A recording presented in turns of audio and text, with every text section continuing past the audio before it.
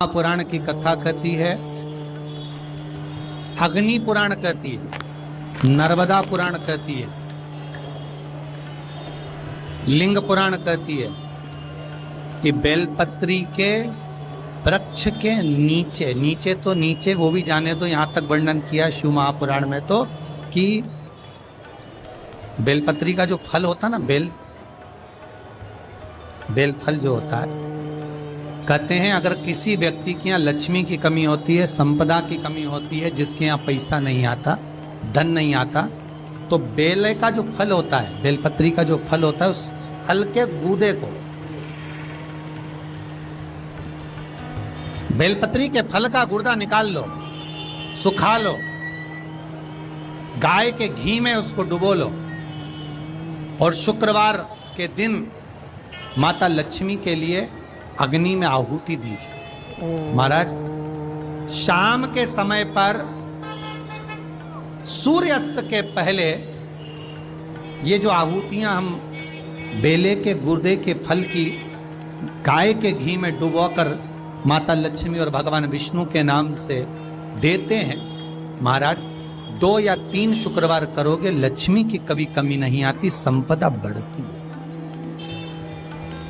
एक प्रयोग और कर कर देखना, कभी अगर मौका मिले आपको तो प्रयोग कर कर देखिए।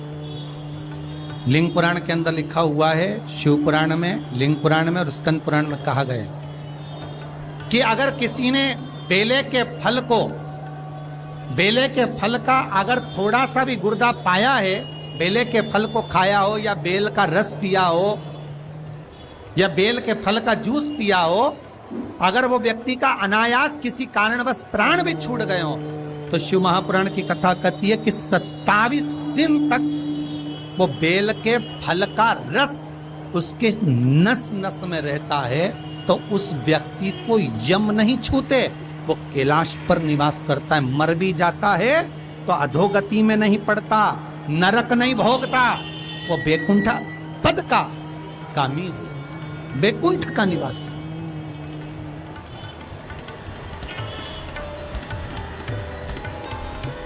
बैकुंठ का निवास।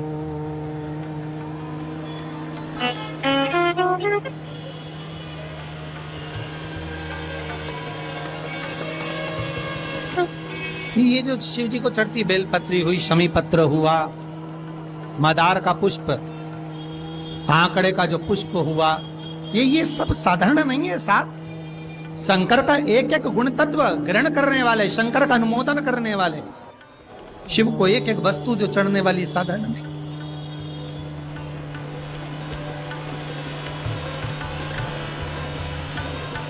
महाराज, हम तो आपसे निवेदन पहले भी करे, आज फिर करते।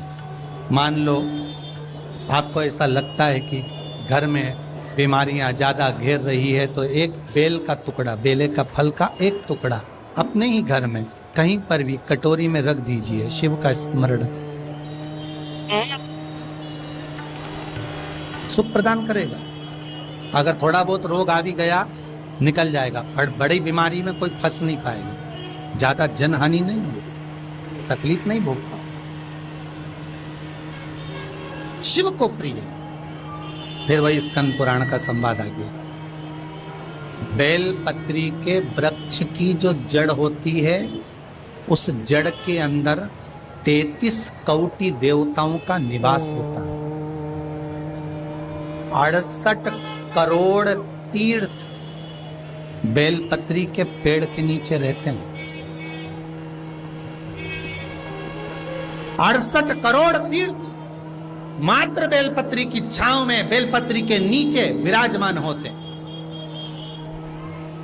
अगर आपके मन में कभी कभी भाव उत्पन्न हो जाए ना कि मेरे को कहीं तीर्थ करने जाना है और अभी मौका नहीं मिल रहा, तीर्थ जाने का भी तो लॉकडाउन चल रहा है और अभी सब दूर बीमारी फैली हुई है, कहीं नहीं जा सकते, तो जब लॉकडाउन हट जाए, बीमारी समाप्त हो जाए और तीर्थ जाने का मन करे, तो किसी बेलपत्री के पेड़ के नीचे 5 मिनट जाकर बैठ जाए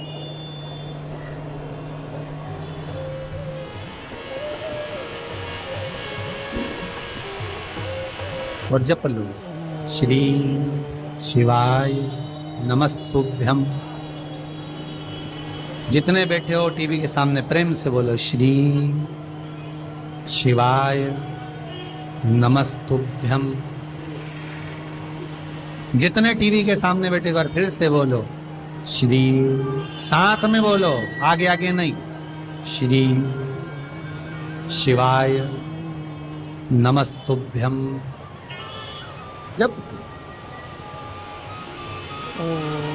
तुम्हारा मन करे मुझे चारों धाम जाना है, जब तुम्हारा मन करे कि मुझे काशी जाना है, जब तुम्हारा मन करे मुझे उज्जैनी जाना है, जब तुम्हारा मन करे कि मुझे ओमकारेश्वर, मुझे सोमनाथ जाना है, भीमाशंकर, बैद्यनाथ, मल्लिकार्जुन जाना है, केदारेश्वर जाना है, बस नागेश्वर जाना है, थोड़ी देर के लिए बेलपत्री के पेड़ के नीचे जाकर बैठो।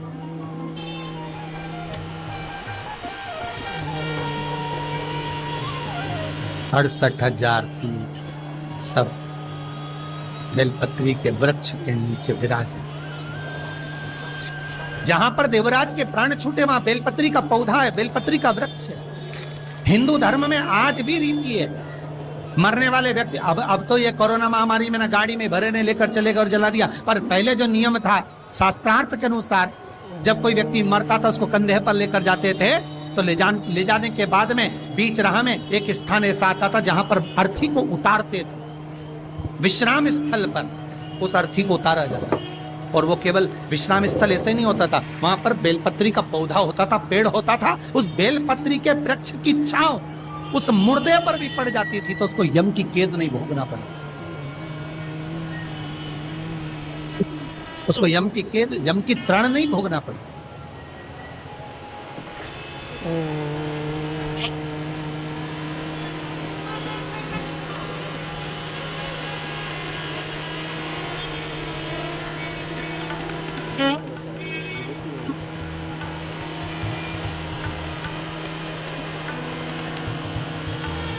इसलिए उस बेलपत्री के पौधे के नीचे उसको विश्राम दिया जाता है।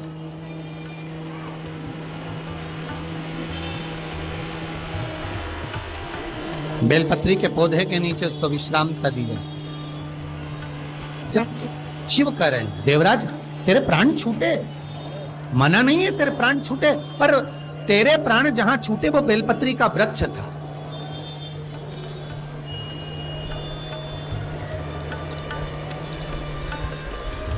और अब तुझे यहां नहीं रहना है, अब तुझे कैलाश पर रहना है। तो कैलाश पर क्यों? शंकर भगवान बोलते हैं ये मृत्यु लोक जो है ना, पृथ्वी, ये भूमि जो है ना, ये मेरी निवास स्थली है, ये मेरा घर है। इसलिए शंकर भगवान ने, भगवान विष्णु ने जब कहा था, भगवान विष्णु जब शंकर भगवान से बोले कि मैं आपसे मिलने आना चाहता हूं, तब शंकर भगवान बोले आ जाओ।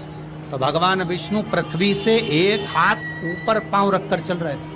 तो शंकर जी ने पूछा तुम पांव जमीन पर क्यों नहीं रखते, पृथ्वी पर रखो। शिव जी मैं पांव पृथ्वी पर नहीं रख, क्यों?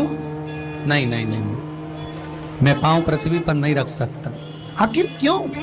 शंकर भगवान से भगवान विष्णु कहते हैं पूरी पृथ्वी पर छोटे छोटे कंकर नजर आते हैं, हर कंकर में मुझे शंकर नजर आते हैं।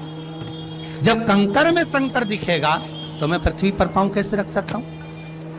शिव जी बोले भाई नारायण, भगवान विष्णु से बोले है नारायण, अगर आप इतनी दूरी बनाकर रखेंगे तो फिर हमारे करीब में कौन आएगा? हम चाहते हैं कि आप हमसे मिलकर रहें, हम आपसे एक क्षण की दूरी सहन नहीं कर सकते। आप हमसे चिपक जाएं, लपट जाएं, आप हमसे रम जाएं, हम आप में रम जाएं।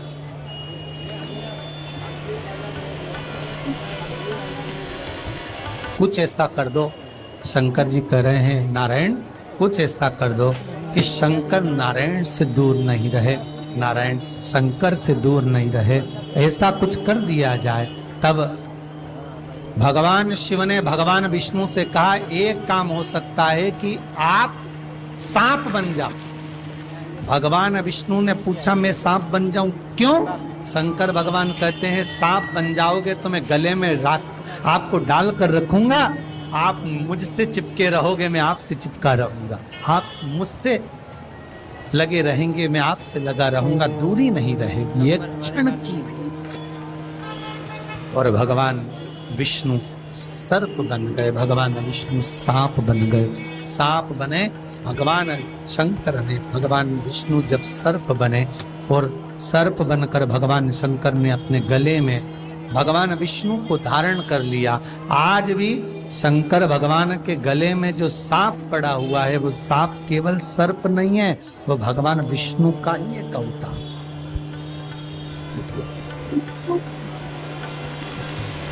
वो भगवान विष्णु का एक स्वरूप।